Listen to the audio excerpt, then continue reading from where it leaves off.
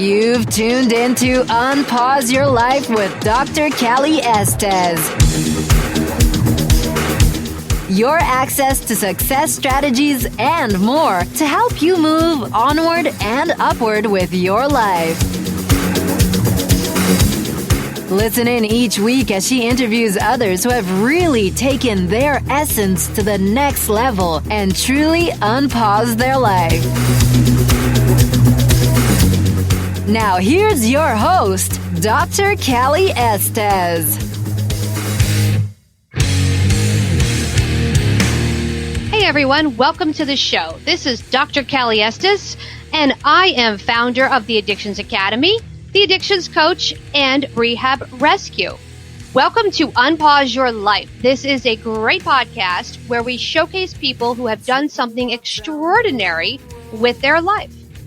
I welcome you, and I hope you enjoy all of our guests. On my way, found a reason to wake up another day. Before we get started, let's hear this short message from one of my supporters. All the things that you won't do. Did you know 81% of Americans would like to become a published author? Chances are you might be one of them. What's stopping you? Writing and publishing a book takes a lot of work and is expensive, right? Well, not anymore.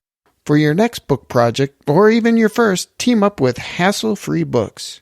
They make it so easy to become an author. They remove all of the fuss and struggle and make it smooth and simple. And it's far more affordable than you could ever imagine. Go to hasslefreebooks.com and use promo code UNPAUSE to receive a 10% discount off of any book project. Get started right away and become a published author in as little as 45 days. For your free 1-hour book formula guide, which will show you just how painless it can be to become an author, head to hasslefreebooks.com today. All right. Thanks again for joining me. Let's get started with today's show. Took a walk down the dark road where they said that I shouldn't go. I knew the dangers of life. Thank you for tuning in to Unpause Your Life with Dr. Callie Estes of the Addictions Coach and the Addictions Academy. My guest today is Chanda Lynn. Very excited to have her. You have seen her on social media. She's dominating the airwaves. She's a recovering addict of 3 years. Her addiction lasted 6 years and included every drug imaginable, although her drug of choice was painkillers. She went through 1 pregnancy and active addiction and spent her first year as a mother strung out. With a miraculous encounter with God, she was able to recover and is now a full-time mother to 2 beautiful children, an activist, a recovering addict, a poet, and a public speaker. Welcome, Chanda. Thank you for having me. Sure. Very excited to have you. So tell us a little bit what you're doing now on social media. You are all over social media, engaging and letting people know how to break the stigma. So let's talk about that for a second. I started out doing one video for my hometown. I saw this guy who was rapping, and he was talking about addiction, but he had never personally been there. And so I put a video out, a little bit about my experience, and it's just grown from there. And I started putting my poetry out there, and people love to hear that. So it's gotten very large over the last, I would say, like 2 or 3 months. We've reached over 100,000 people on my page now. It's people are ready for recovery, I think. I think people are tired of hearing about overdoses and death and not having solutions. So I guess that's my role to play to offer some. That's awesome. And you're using the media of poetry and rap and public speaking to deliver the message, correct? Yes. So how did you get into that? The arts are so interesting and people can really relate to the arts. Well, I've been writing poetry since I was like 6 or 7 years old, and like going through before I was even addicted, it was my main outlet that I had for anything. But it became very dark, and throughout my addiction, writing poetry through my addiction was also very dark. And when I came into recovery and had my experience with God, my writing style changed, and I just decided one day I'll put it out to the world to see what people think, and it's been very successful. And I could share my story a million times over, but I think when, I share my poetry, it touches somebody's heart. And that's something that they remember. And I think that's why it's been as successful as it has been. So tell me a little bit about your story. How did you get into addiction, and how did you, more importantly, get out of addiction and get into recovery? So I started when I was 16. I mean, I had smoked weed for, I don't know, a couple years, but I got my tonsils out, and my brother had already been in active addiction. I didn't understand what he was going through. After I got my tonsils out, I had the codeine cough syrup, and he drank all of my cough syrup. So I had nothing, and my mom went out on the streets and got me some Vicodin. So I continued on the painkillers. My grandma had been prescribed painkillers for 30 years. She started giving them to me. If it weren't for probably, my grandma and grandpa having a steady supply, I would have moved on to something else very quickly. And I stayed in active addiction for about 6 years. There was only one period where I, really cut off. I found this of what I thought was an amazing guy, and then got pregnant, and he decided he didn't want me in his life, and he didn't want the baby, and I fell pretty hard back into active addiction. And I think it was August of 2014, and I said, God, if you're real, take everybody out of my life that gives me drugs. And it was immediately, like 2 weeks after, my grandma came to me, and she's like, I don't want to take these pills anymore. I want to get off of them. Can you help me? And she had been on them 30 years, like morphine, Oxycontin, Percocet, and she got off of them. And then my grandpa found out I was stealing his pills, and I had them for years. He just found out, and he cut me off. My one dealer went to a 3-year rehab, and my other dealer went to jail. This was all within like a couple months period after praying that prayer. And these were people that had been there for years. So I was not able to go to treatment with detox because I had my son. I had nobody to keep him. So on a whim, I had asked my cousin to keep him, and she kept him for, I believe it was 4 or 5 days. And I detoxed at my mom's house on her couch. And, my recovery story isn't because I'm strong. It isn't because I'm amazing or anything like that. It was because I have a God that loves me, that wanted to live.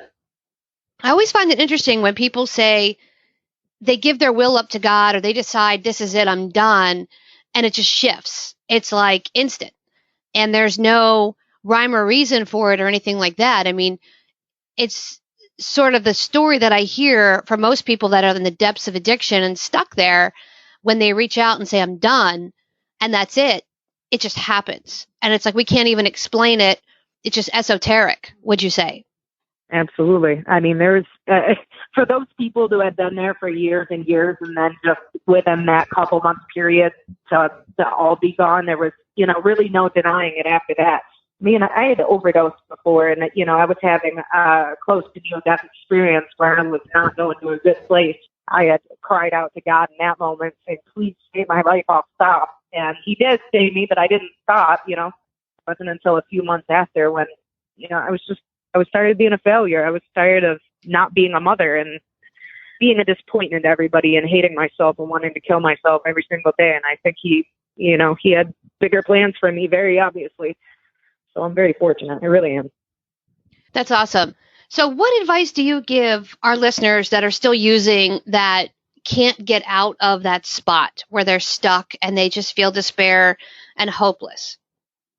They have to advocate for themselves. It took me a while to realize that, though I did have a miraculous experience, it didn't all just go away. I still had to work. I still had to take certain steps myself.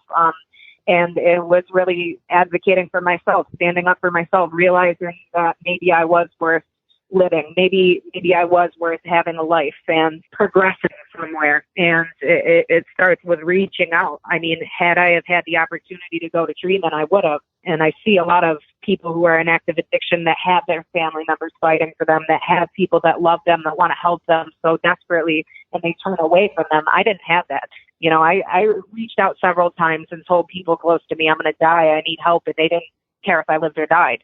So I would say to the people that have people fighting for you, recognize how special that is, because for those of us that didn't have it, it's really upsetting to watch people be handed treatment, be handed love, just in continuous support and turn it away.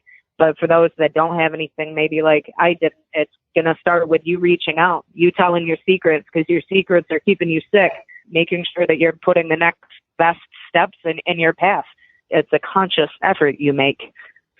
That's excellent, because what I hear a lot of times is, in this space anyway, people that want to get sober expect someone else to save them.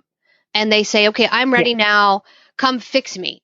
And there's no fix, there's no cure. And what I see is a lot of people don't want to put the work and the time and the energy and the effort into getting sober. It's not easy. And they say, here I am, fix me. And they go to treatment for 30 days and go, okay, why am I not fixed? Yeah, I had that happen with my brother, over the last couple of years of getting him in and out of treatment centers. And he wanted the world handed to him. And because this center didn't have this, it wasn't acceptable for him. And it was everybody else's fault. And, this last stint, he had to be homeless. And he had to wait to go to treatment. And nobody was rescuing him. And it's finally working for him. And I think the thing that irritates me most about addiction is that people in active addiction believe the world owes them something. That's the way that I felt, at least. And realizing that the world really doesn't owe me anything. And if nothing else, I've actually done a lot worse to it than anything good was a big eye-opener for me. Yeah, saying that. So you started to realize you need to contribute. You need to be a mom, number one, because you're not being a mom. If you're using drugs, you're not being the best mom you can be. And number two, contribute to the world, leave a legacy, basically. And when I work with my clients, that's the piece that's always missing. They always say, I've been downtrodden for so long. I've been called stupid and an idiot and fat and whatever. And I just can't get past that. And who's going to want what I have anyway? So, but the one thing I love about having you on the show is that you took that and went, I'm going to create poetry because that's what I like. And I'm going to touch people through that. And it's a medium that's very neutral. It's not, here's how I got sober and you need to do this and you need to go here. It's just very, very neutral. And someone can hear that and go, I'm ready. Just because they heard something you wrote or saw something on Facebook that you did. And it's such a nice way to get through to people that may not respond to the normal traditional intervention or sitting down and saying, hey, you need to go to treatment. I actually have a lot of that, of people that have been sprung upon and had their family reach out to them and all that. And I think it comes down again to touching somebody's heart, touching somebody's spirit. And that's why this works.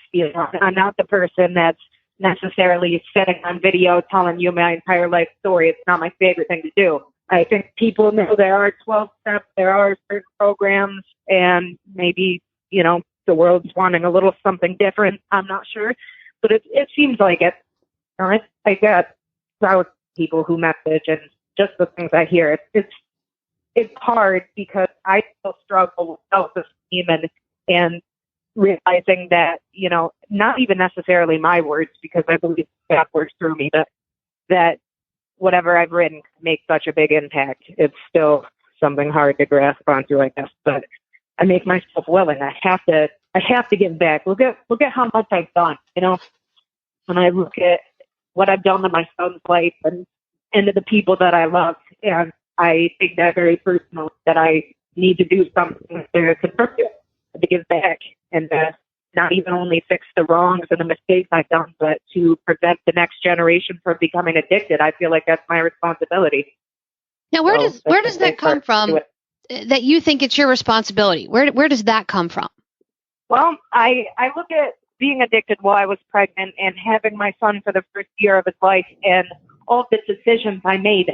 I'm already terrified that he's not only growing up in a world where it's normal to scroll through on Facebook and see somebody overdosing in their car, where it's normal that kids are doing heroin in high school now, but then the impact that I made on him, even though he might not remember, I still think that was a vital time in his life.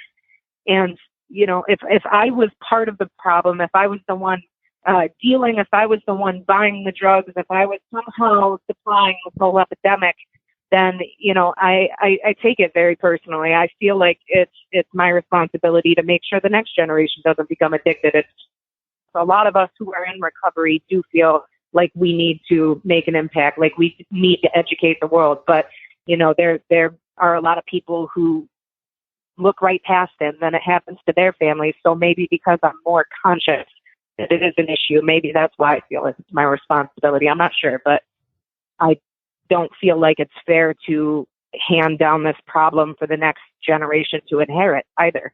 They're just innocent kids. They don't, deserve to grow up in a world the way it is right now, where overdoses killing more people than car accidents and gun violence. I don't want to pass that to my kids.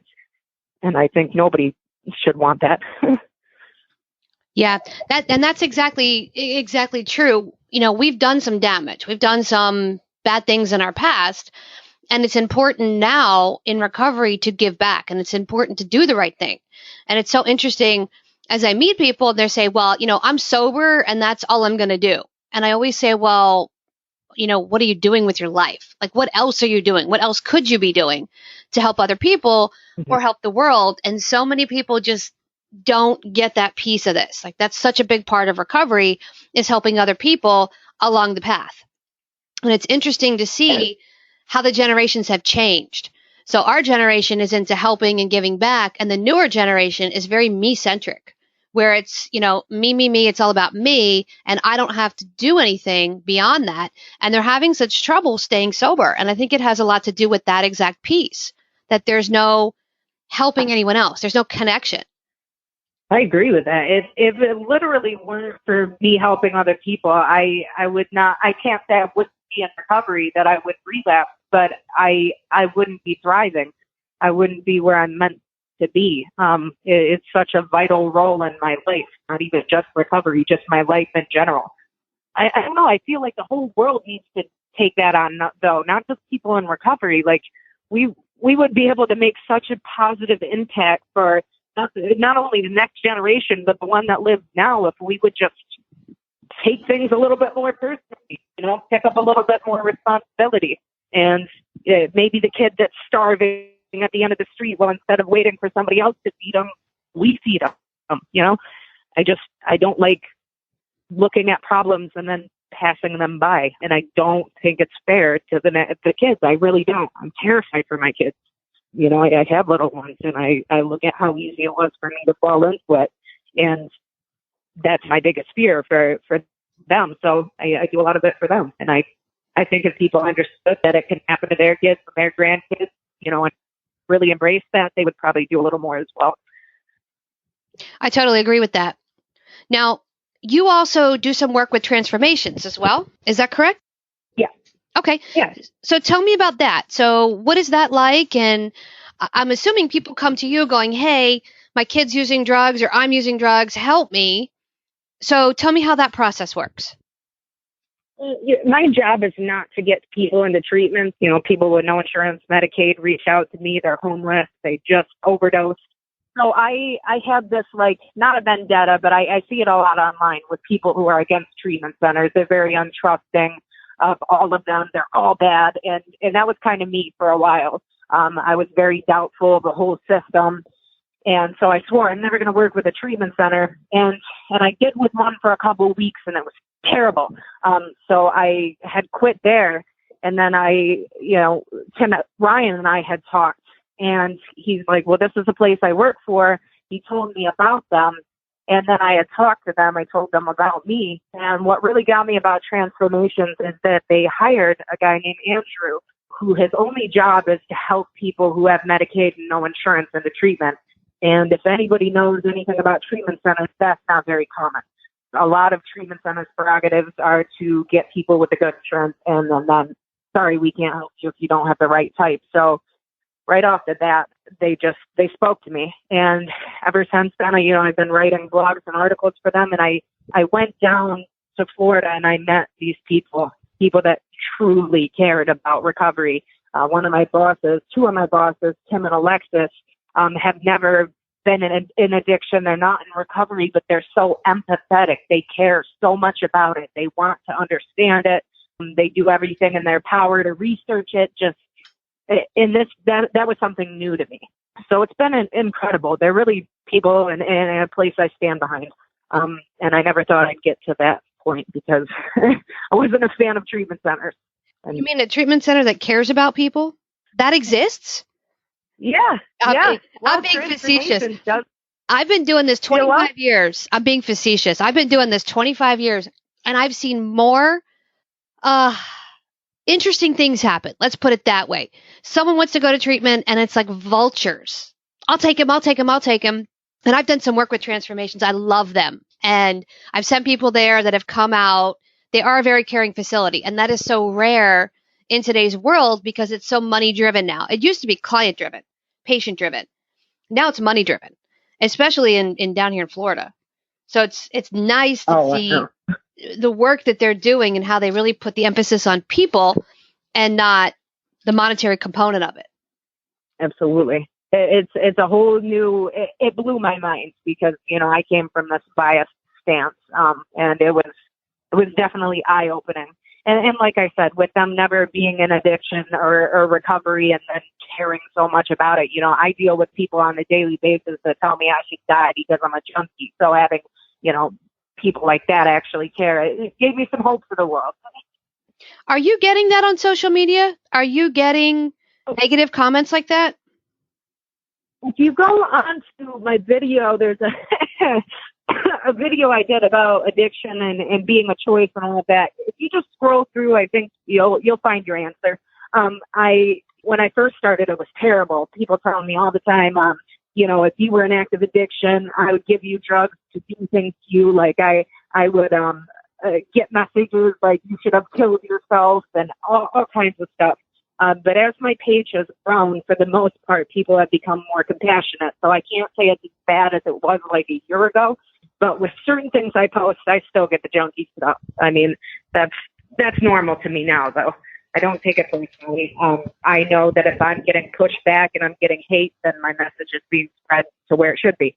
And that's how I view it now. Wow. I've got a class coming out for internet addiction, and we talk about the keyboard commando in there of how people, things they would never say to your face in public, they'll sit behind a computer and say the nastiest, raunchiest stuff like you should kill yourself or you're just a junkie, or you're stupid or you're fat or you're ugly or whatever. Yet these are things people would never say to you. They sit behind the computer and do it. And it amazes me. When I first came out in 2012 in private practice again, I got hit with one of the biggest competitors that works for a television station as an interventionist that started posting on my wall all kinds of nonsense. And he owns a treatment center. Really? Yep. And I said, Wow. if we have this level of somebody who owns a treatment center talking to people like that, what does everyone else say? It always amazes me because it's like, A, it's not helpful. B, it riles up everybody. So once somebody says something negative, it's like vultures. It's very interesting how everybody has to be negative all of a sudden. We can't be positive and be a positive collective. And I know. I'm sorry you have to go through that. It baffles me how people feel tearing you down makes them feel better. It used to make me upset when people would talk about my family, not necessarily me. If somebody has something negative to say about me, my ego wants to defend itself.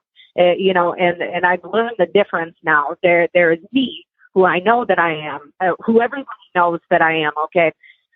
If somebody says something like, oh, you're just a junkie, you're worthless, whatever, then it's not me being offended personally. It's my ego, because myself, I know that that's not me.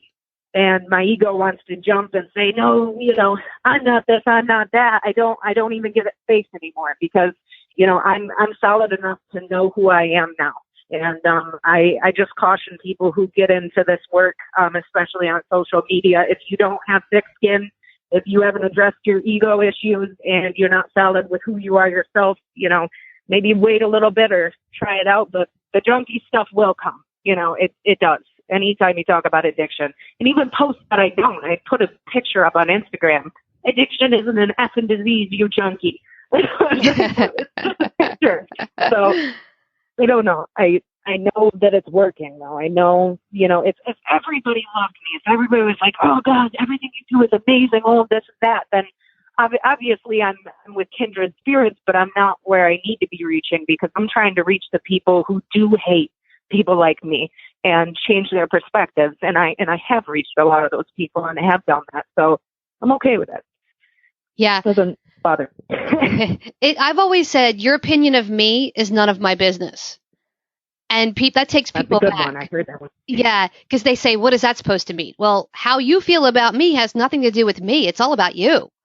So if you don't Yep. like me because I posted something or I said something or I got hate mail. I was in the gym the other day and I posted a picture in my shorts and I got this nasty email from this guy saying, how dare you walk around in shorts? I'm like, you have to be kidding me. I'm in Florida. It's 90 degrees hot and humid. What am I supposed to wear? Kimono? So it's just the constant, I think you should nonsense, or I think you're a junkie because I feel that way. Well, who cares? That's your opinion, you know? So, Right.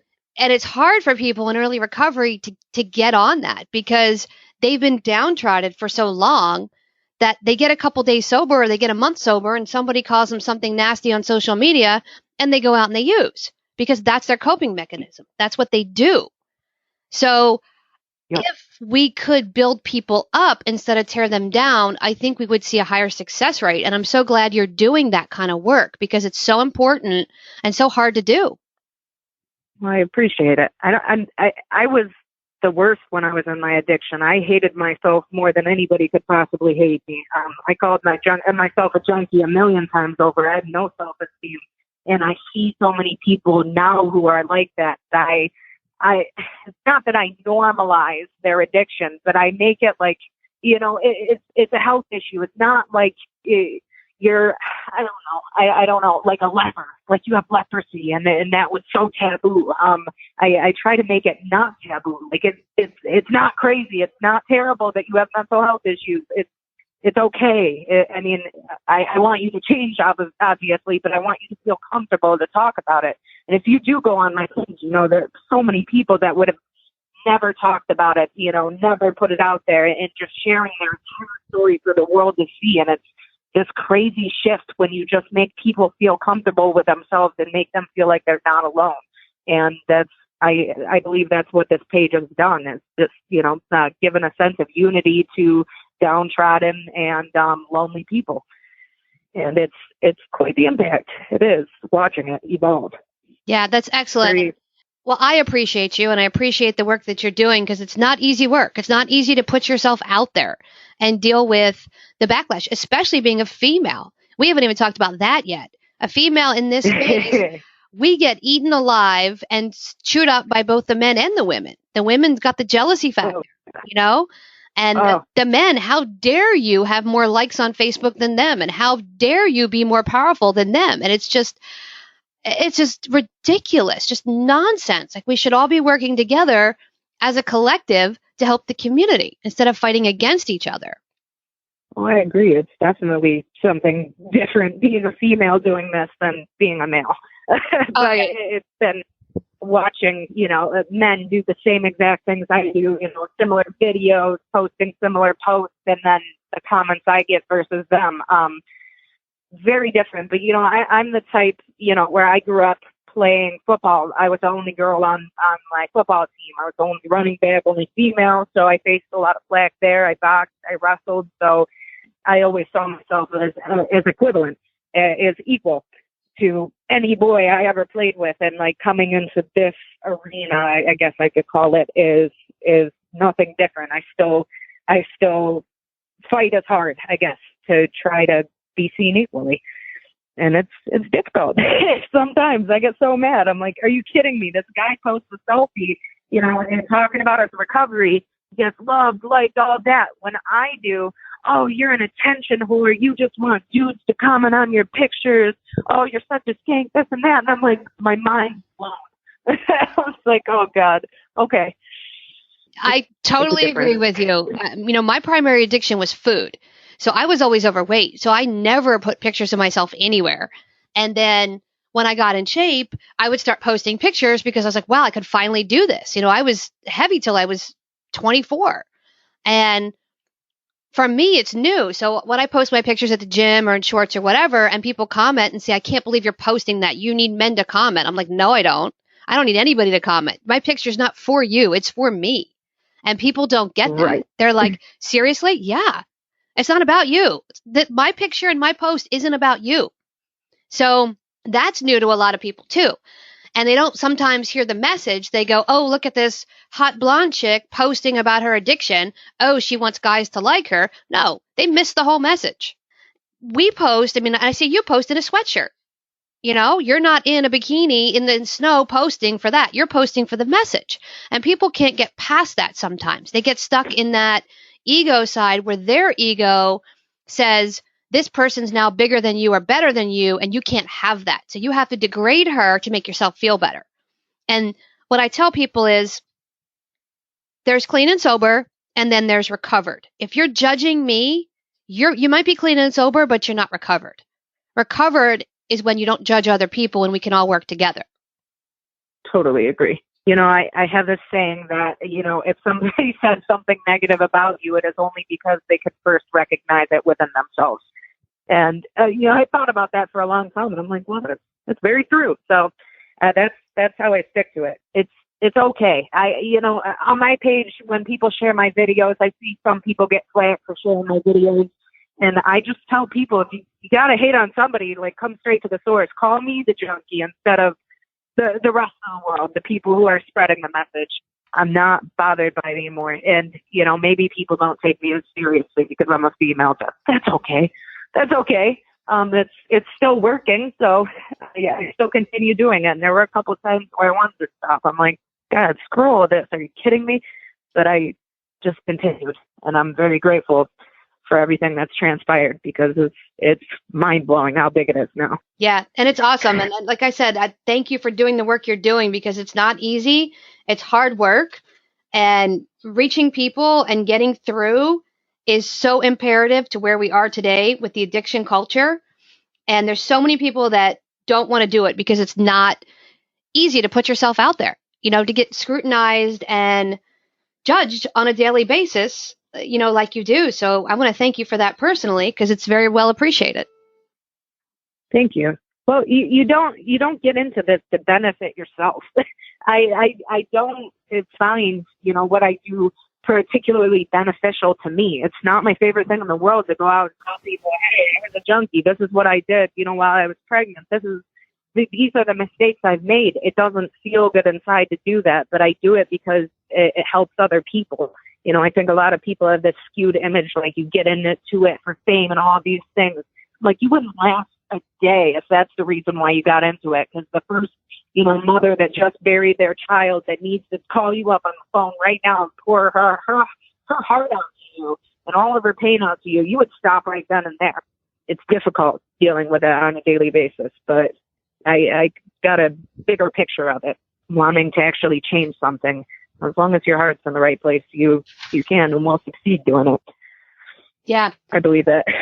I agree. And that's awesome. So tell our listeners how they can find you. What's your Facebook handle? Do you have Twitter, Instagram? Let's give them some information. And then we'll also post that up on the webpage as well so they can find you and see your videos and interact with you.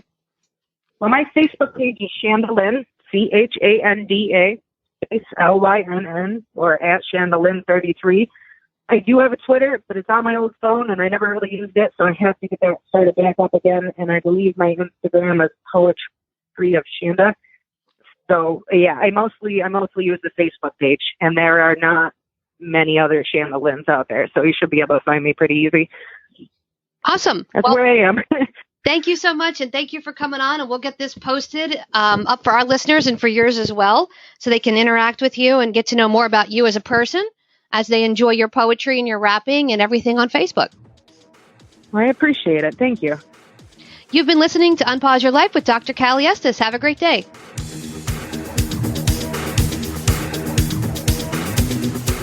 Hey, everyone. Thanks again for listening. I really hope you enjoyed the show today. Head on over to iTunes and Apple Podcasts and leave a comment or review of what you think.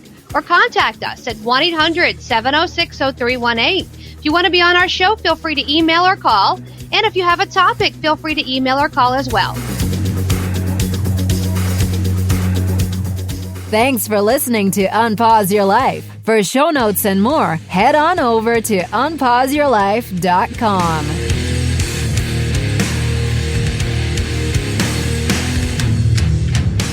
Big shout out to recoveryinnovators.com for help producing this show. Thank you, guys.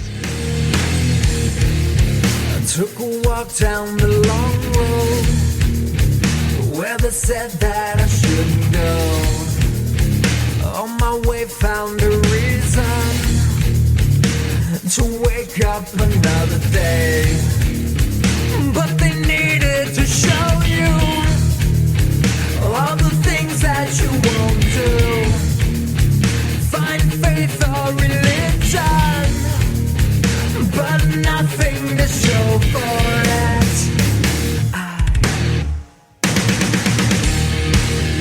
No need to escape, in love with my pain. I may be awake, but I'm alive, still alive, and I won't be bound by your mistake. No, I won't be your enemy, trapped at the gate. Bring me to life, put me to death. Just give me something that's just not so hard to believe. To believe. To believe.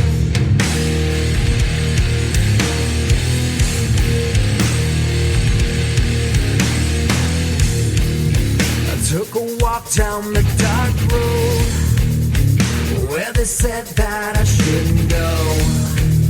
I knew the dangers of flying. Now I'm so far from